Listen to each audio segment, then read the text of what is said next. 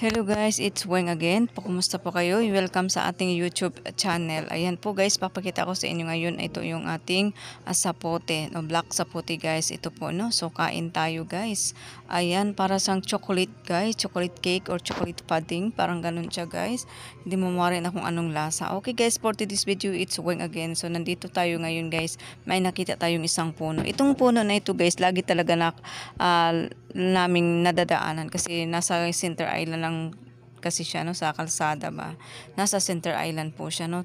Nag-iisa lang po dito guys. Ito tingnan natin yung kanyang mga guys, mga dahon niya, bunga niya, na green yung mga dahon niya, parang apple na green, ganun. Yung mga, ang daming bunga rito guys, no, na bunga, ang daming bunga sa taas, yung niya, oh, yan, bilog na bilog. Ayun, ang laki nito guys.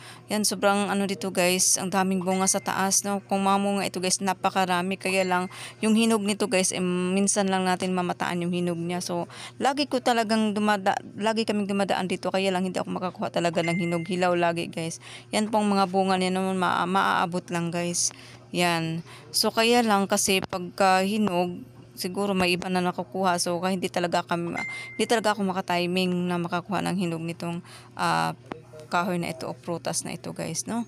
So guys, ito nga pala yung black sapote fruit. So madalang lang ito sa atin guys. Sa ibang lugar marami naman ito, pero talagang bihira lang kasi itong prutas na ito guys. So yes, mga makakita nito guys, yan po ang dahon niya, parang guyabano. Ayan, oh, sa lang yan, sa gitna ng kalsada guys. Ayan, so ngayon nakuha tayong 4 guys. So yung yan pong hitsura niya, oh. So yan, para siyang persimmon guys, no. Kaya lang yung persimmon kasi ay siya, o kulay orange. So ito kasi ay green, no. So yan, ito may kung nakuha na isa. Ayan. Oh guys, itsura niya. So, yan, buksan natin guys. Yan, ang amoy niya parang tubo. Ang amoy niya para siyang parang tubo ng bagong harvest na tubo. Yung amoy talaga ng buto. Kaamoy niya talaga guys. Ayan. Ito po, ayan. Buksan natin.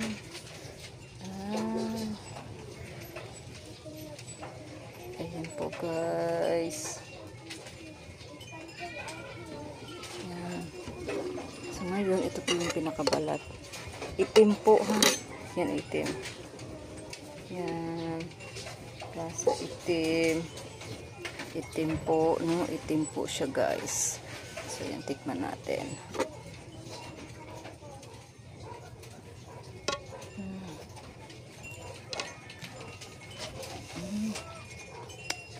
Masarap.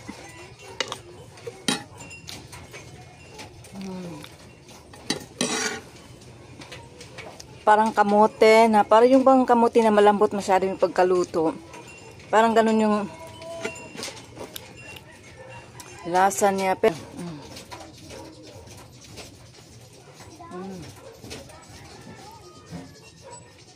para talaga siyang kamote. Para siyang kamote na wala siyang lasa. Ang amoy niya para siyang tubo. Yung tubo na parang amoy niyang tubo. Tapos, sabi nila masarap daw ito pag masarap daw ito ilagyan ng gatas. So, ngayon, lagyan natin ng gatas or powdered milk. Parang avocado ba? Yan ito. Lagay tayo ng gatas, guys. Ayan. So, lagyan natin ng gatas. Yan.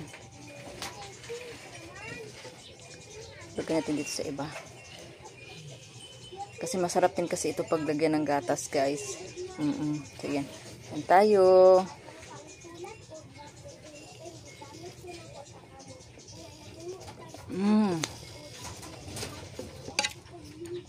Masarap pa siyang avocado.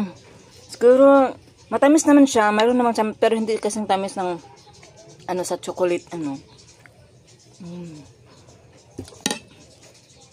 Parang ang soft niya. Tapos parang siyang hindi mo mawari kung anong lasa niya, guys. Basta masarap siya. Para talaga siyang kamote. Pag kinain mo yung kamote, ganun talaga, guys. Parang bumabara-bara kunti dito sa lalamunan. Pero carry naman, guys. Masarap. Siguro, yung iba nilalagyan nila ng syrup. Yung chocolate syrup, parang ganun. Nilalagyan nila ng honey. Pero sa akin, okay na to kasi may natural na tamis, syempre. Pero kung gusto mo siyang, kung natatabangan, kasi hindi naman matamis.